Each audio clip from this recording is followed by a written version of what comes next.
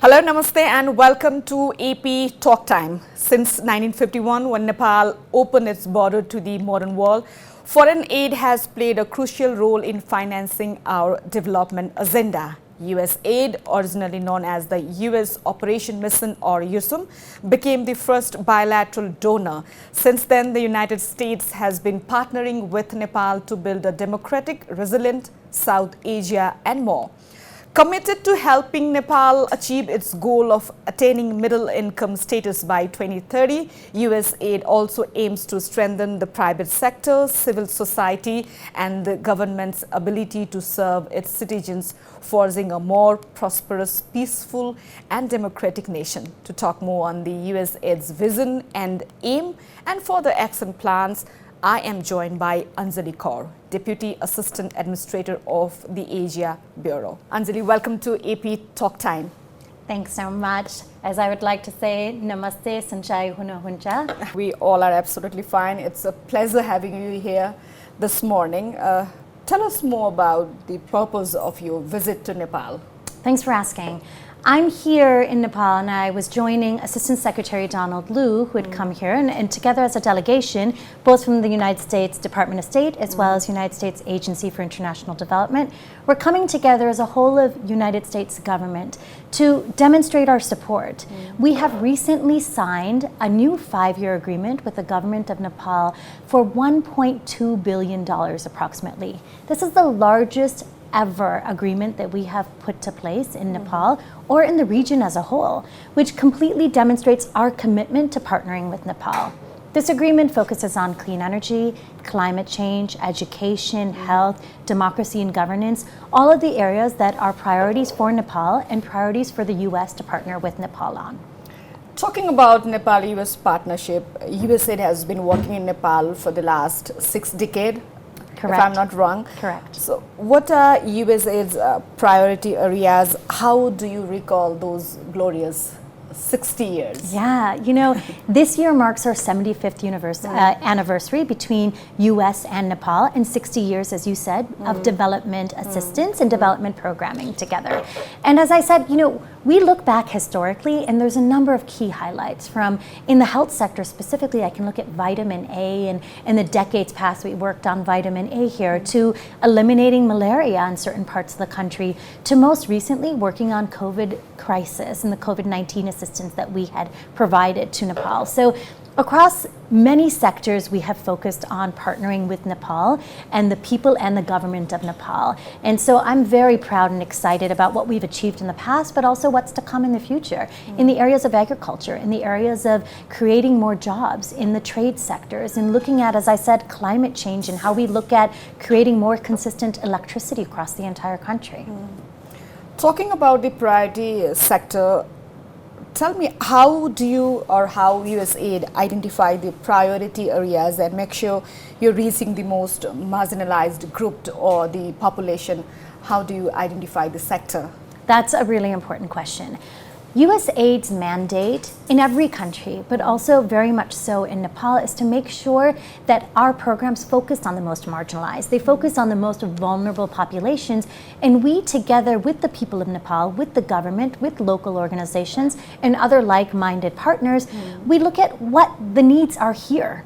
So it's community-led, it's driven by the country, and we partner with the country to decide what are the key needs here, what are the key priorities here, and what's come forth have been the areas of health, have been how do we make sure farmers in the most food insecure areas are being met with support and the right kinds of training and linkages to markets. So these are the things that we decide upon and we prioritize based on the information we receive by sitting down with the people here.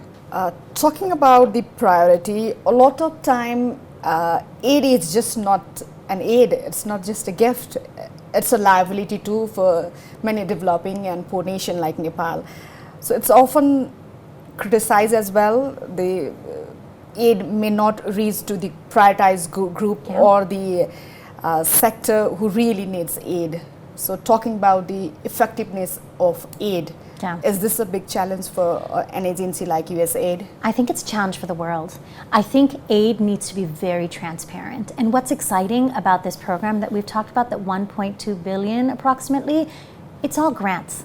This is all money in new assistance that they're not loans, they're not anything which needs to be repaid, but it's grants that's focused on, like I said, where the government, the people of Nepal, local organizations have decided that they require partnership. And so this is how we're coming together, is to figure out and design our programs in partnership. We like to always say communities are in the lead. They're in the lead because without the communities, without the local voices and organizations, we would not be successful in what we are trying to achieve. And so, you know, I just came back from Nepal Gunj right now, and I can say, sitting down with the farmers, with cooperatives, with the female health workers, what I have learned and seen is that how we continue to improve on our programming, right? Aid is effective if it not only addresses the priorities and the needs of the people, but that it's integrated into the current framework of existence, right? We can only provide certain programs if those programs are going to be received or going to be owned by the government, owned by local organizations. So without this full partnership, aid cannot be, you know, it cannot be effective. It cannot be successful. So what we try to do at USAID is we try to make sure our programs in economic growth are linked with our programs on nutrition, are linked with our programs that are focused on education. And so we meet the whole need of a person, especially the most marginal, right? So it's a holistic sense of development. And also the effectiveness of aid depends upon the nature of the recipient's nation. In this context, how do you see Nepal? Yeah, I mean, this is why we're so excited to be here on this delegation. One is that the US government truly sees Nepal as a bright spot of democracy. And only because of that are we able to provide the kind of aid that we have just signed into agreement, right? That's one piece. Also, as you'll recall, Nepal was a part of the Summit for Democracy that the US president had hosted. And not only was it part of the countries that joined the summit, it was part of the 12 countries that specifically were pulled aside by the President of the United States to highlight the progress that they've made. So we in the US government are very proud of the leadership of the Nepalese government. We're very proud of the leadership of the Right Honorable Prime Minister, who I was lucky enough to meet the other day as well. And so we want to be here to continue to support the democracy that Nepal is putting forward. And talking about the current situation of Nepal, the economy is not in good shape. A lot of people are just giving the example of Sri Lanka, though that's not a proper example. Given the current context, inflation is high. There's a threat to food security. Can you tell us how the US government is supporting countries like Nepal, especially in this timeline? I think it's a very important question. We're seeing the crisis of food security the world over right now. When I was in Nepal Gunj, I specifically went there because I wanted to look at and understand the food security crisis from the voices of the farmers, from the voices of the people that are sitting in these lands that don't necessarily have access to food at an equitable price right now, right? So what we've been learning and what I've been hearing from everyone that I met is, one, the price of edible oil is so high. The price of diesel is so high. And that people are spending 2/3 of their income on food.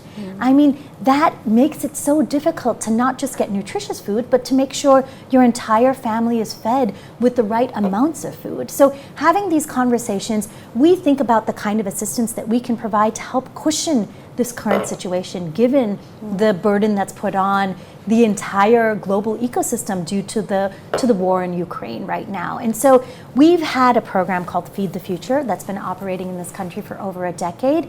And in that period of time, we have been providing assistance in terms of making sure that we can get $140 million in investment to ensure that people have access to food, people have access to being able to create a productive income, and that those who do not, how do we make sure that they have linkages to services, linkages to training, linkages to markets? So how can we change the current environment so that they have a future trajectory, a path forward that allows them to be able to live a better life?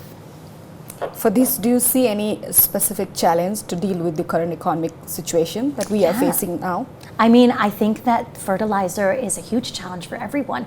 Every single person has told me about how fertilizer has been a challenge. And so we look at how do we start optimizing fertilizer, right? How do we make sure that we use only the amount that's required? And that's going to take training, it's going to take data analysis and understanding. We're also looking at local solutions. There is this notion of green manuring that's been used in rice plantations and whatnot. How do we do something like that and scale it up? How do we think about the local solutions that exist here, the innovations, that exist in this country, and be able to utilize them to solve the problem?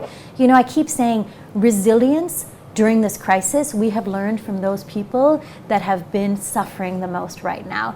Meeting people in Nepal, Gunj, that's where I truly learned how resilience is in action right now in this country and what we've seen around the world. There's a current economic crisis. We're trying to bounce it back to the shape, and also there's the post effect of COVID pandemic. The pandemic has just divided the whole timeline into two eras, before COVID and after COVID. Any special strategy to cope with the pandemic?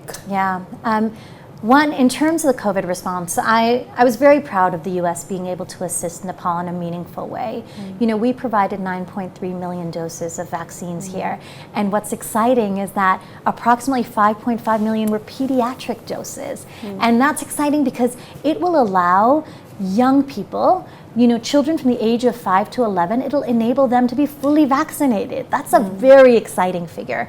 But, besides the vaccines, we were also able to provide oxygen tanks, oxygen cylinders, ventilators, supplies. We were able to train health workers. And we were only successful in this because in these 60 years of partnership, we were able to build out the foundations of the health system here. I was reminded today that USAID, together with the government of Nepal, actually started the female volunteer health worker program here. And now we have over 40,000 female health workers, right? So these are the successes that allow us to deal with the kinds of health shocks, economic shocks that this country will face. Because we've got an understanding of what needs to be done. We've got a system in place that can be put into action, that can be activated when necessary. And so we saw how Nepal was able to activate these systems, was able to respond to the crisis.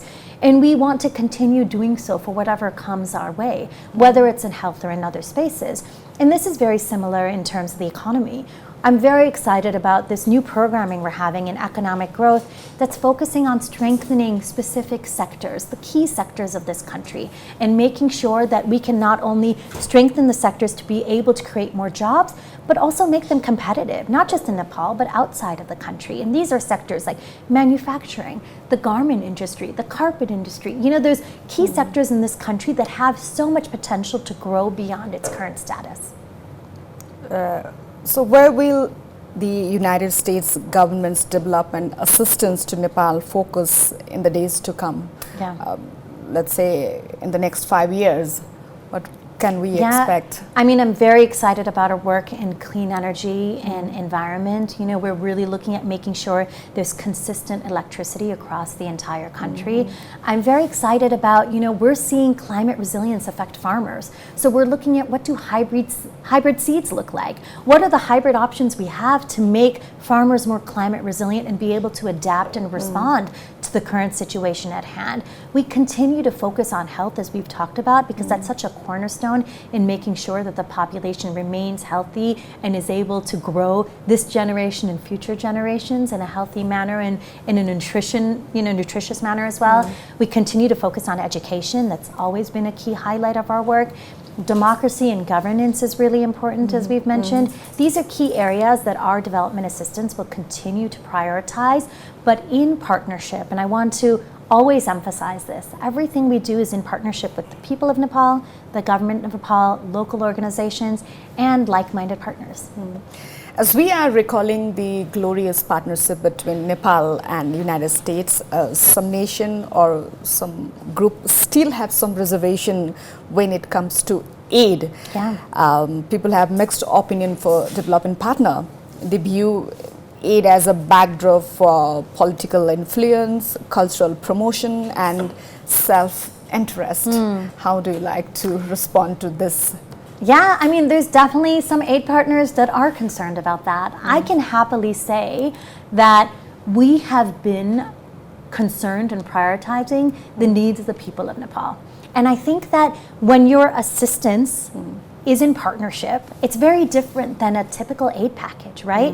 When we think about what is needed and what's required, we do that in consultation, right? So it's never us leading assistance, it's us always in partnership with assistance here. It's us always thinking about and designing programs together, integrating them with what's already existing. You know, when I was in Nepalganj, I was learning and understanding what are the challenges that people face there. Why will they not take on certain initiatives? What areas are they interested? What areas are they not interested? This is what helps design our programs. We don't just decide on a package model of this is the kind of assistance or partnership we're going to take on. We sit down with the people on a daily basis and we understand this is what's required based on the current circumstances. How do we then adapt based on crisis? And we continue to adapt our programming based on the feedback that we're getting, right? It's this continuous feedback loop of, is our programming working? You know, my first questions when I was sitting in Nepalganj were really asking, what's working in our program, what's not? What challenges do you currently have? What do you want us to change? When you ask the people that are the recipients of this assistance, that are day to day, facing the greatest challenges, if you understand how our impact or lack of impact is affecting them, then you figure out how your aid is actually making a difference, how your assistance is changing lives. Absolutely. There's a famous proverb like, don't give a man just a handful of fish for a meal, teach them how to fish. Yes. They will just live his life on his own. Exactly. Talking about empowering people, you just said that donating aid packages will not have a strong impact. So it's all about empowering community, people, or the nation. Yeah. Do you want to share any memory or your experience? Yeah, I mean, I think I was so impressed, and this is again, I just came back from Nepalganj last night, but I was so impressed about some of our programs that have happened, and there's been some great examples that I saw. I saw a female model farmer. Okay. And so what we've done, we've created this program of female model farmers who are trained and understand, one, how to work their khet, their farm, and also how to think about other areas that they could develop in terms of business. And this was poultry rearing, right? And so in this training, our female model farmer, Lina Srestra, what she basically did was go from just having a farm of some rice and vegetables and then learned how to be able to rear chickens. And what she started doing was she started off with 20, 30 chickens, and she grew and grew this farm, this chicken farm, and all of a sudden now she's commercializing her chickens specifically, and she's able to sell them to weekly buyers. And so not only has she done that for herself and created a whole another business on top of her farming that she's already done, but she's already taught 50 farmers, 50 other female farmers that are in her neighborhood how to do something similar. So it's this multiplier effect, right? So how do we grow the population to learn from their own community? She's become not only a role model, but a champion for this. We saw her income go from 20,000 rupees a month to 60,000 rupees by adding on this additional business. So these are the kinds of examples when I see our assistance working, and this assistance is in training, right? This assistance is in being able to understand what the needs are. Where can we actually adjust mechanisms so it meets your needs for where you are? It doesn't create crazy ideas of things you cannot achieve, right? It's reasonable in saying, here's training, here's resources, here's access to markets. Now you need the ambition and the motivation to bring them together, but we will provide you a support network to help you all along the way. That's the kind of support, that's the kind of partnership we want to provide. And it's exactly what you're saying. We're teaching people how to fish, right? But we're also teaching people how to fish in your neighborhood. Not how to fish in an ocean, but what are you able to do in your neighborhood, in your farm, in your community? Also, I learned that you have a special connection with South Asia. I do. Would you like to share your course. connection with us, with our viewers? I would love to. I always love coming back to the region. I'm Burmese and Indian by descent, and as a child, you know, I've had family here in Kathmandu, so I used to come here and celebrate birthdays here, and it's always felt like one big family across South Asia. I feel not only at home, but I'm received so well, right? I'm received as somebody from the region, somebody locally, and so that changes the dynamics in when I go into small villages, right? People receive me so differently. You're not an outsider, I'm not a an strange outsider. alien. Yeah, and I can understand what's happening. You know, I keep saying I can understand part Nepali, and so I figure my way around communicating, but people just also respond so differently. And I respond differently having been in this region and in this country for decades now. So this is already my third visit in this role. This tells you, one, how much I love Nepal, but also how much more I want to learn about the current Nepal, which is so different than the Nepal from decades back from when I was a child. So there's so much learning to continue to do, but so much exploration and seeing the growth and development of this country is so exciting for me. Any remarkable observation that you felt? Yeah, I mean, I've seen I continue to say the growth and development of this country is amazing. The fight for democracy, the fight for people's voices. You know, I say this story when I was also in Nepalganj in this health worker, female health workers group, mothers group that they have. There was this female health worker who's been a health worker for over 30 years, and her name is Durga Chatri. And she not only has her life changed because she was a female health worker, but doing this job, she's changed her decision making in the household. She's making decisions alongside with her husband. She's deciding the future for their children, and she's teaching other women to do that. And now she wants to run for public office. You know, she wants to be the ward chair of her community. That's what's exciting to me. It's exciting to see women take on such stronger roles. It's exciting to see the civic participation. I love how this country is so engaged in their democracy. They're engaged, they demand accountability, they demand the best, they look out for the future and what is expected. And so that's also very impressive to me. And, you know, I continue to say no matter what comes their way, whether it's COVID, economic shocks, everybody comes together to find solutions. The innovation that I've seen, and I keep saying the local solutions I've seen, is comparable to some of the best in the world.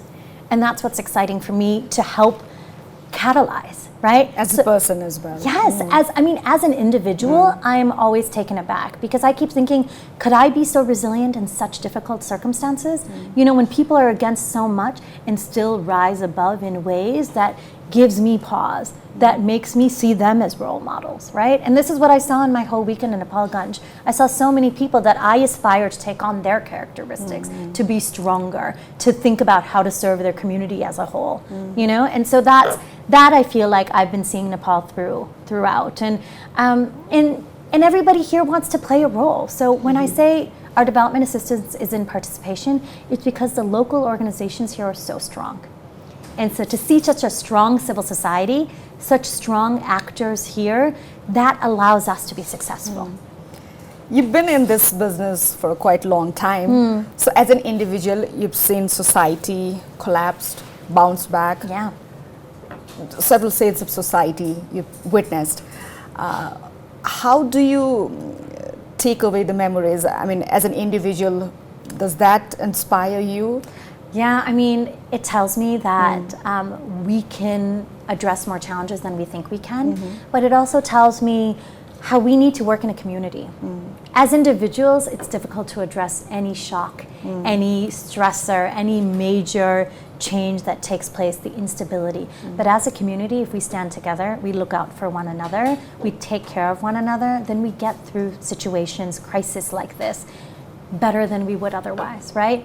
We make sure that the person next to us is not starving. We make sure that the person next to us, children, are able to get what they need. So, you know, it's this notion of us working together as one large community. How do we make sure that we take care of one another? Because we cannot do this alone, nor us being successful alone is going to be beneficial for this country or for any single country, right? Thank you so much, Anjali. It's lovely having you here and talking.